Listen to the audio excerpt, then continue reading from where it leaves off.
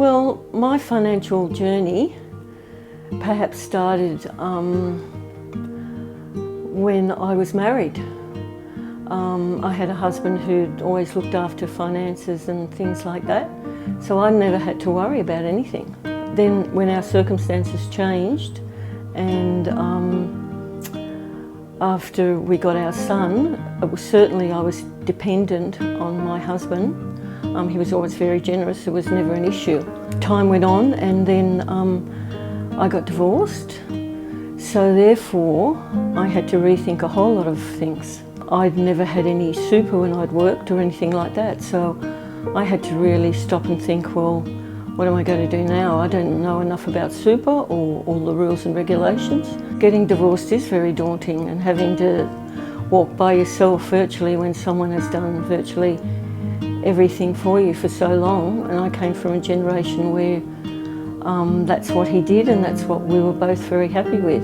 So I had to look further afield and think, well, there was a sum of money and it wasn't just a little sum, and I thought, well, I have to try and think what I can do. That was really much easier for me once I found EQ Wealth, because they virtually took over and I haven't had to worry about a thing.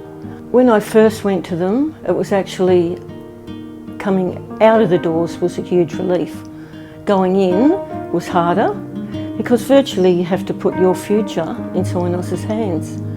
But I needed to do something like that, and that's what I did, and that was my decision, and I haven't regretted it. So it was a huge learning curve, actually being divorced and having to walk by yourself after someone else had basically done it for you for such a long time. But I soon learnt that this is what you have to do to survive. When you're financially secure, I think it does help with everything in your life.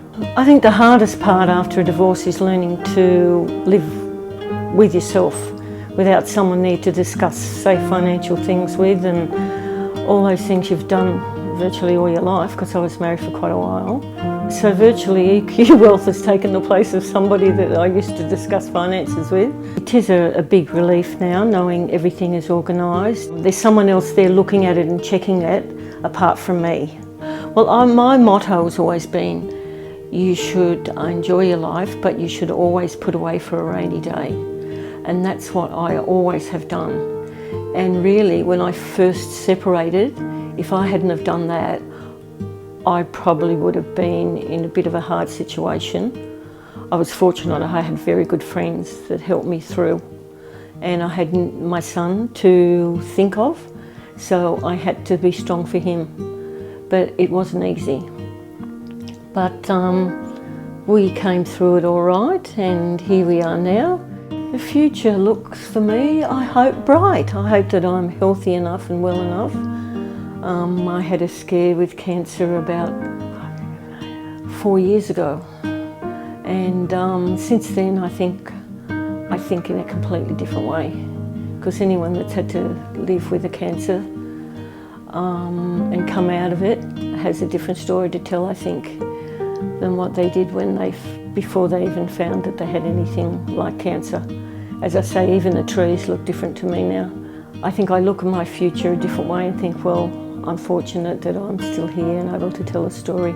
So now, I think any day now, any life I live extra now is just a bonus. They've made me feel secure and relieved. Simone's great, all the girls are great, you know. It's never an issue, and when I do go in there, it's really good. They give me a chai latte and everything, so I'm very happy. Before you know it, like an hour's gone and I say, oh, I should be out of here by now, but they never hurry me out the door or anything like that, so they're lovely girls. It's great. It's good now, life's good now, which I wasn't very good after I was getting divorced and when I was getting divorced, and it did take me a long time to get past that point. There's never an ending. There's always somewhere, if you look hard, for a positive. There was a heck of a lot of negatives, but if you, I think, in your life deal with those negatives and think of those negatives all the time, then you become a bitter and twisted person. And I certainly wasn't going to be a bitter and twisted person.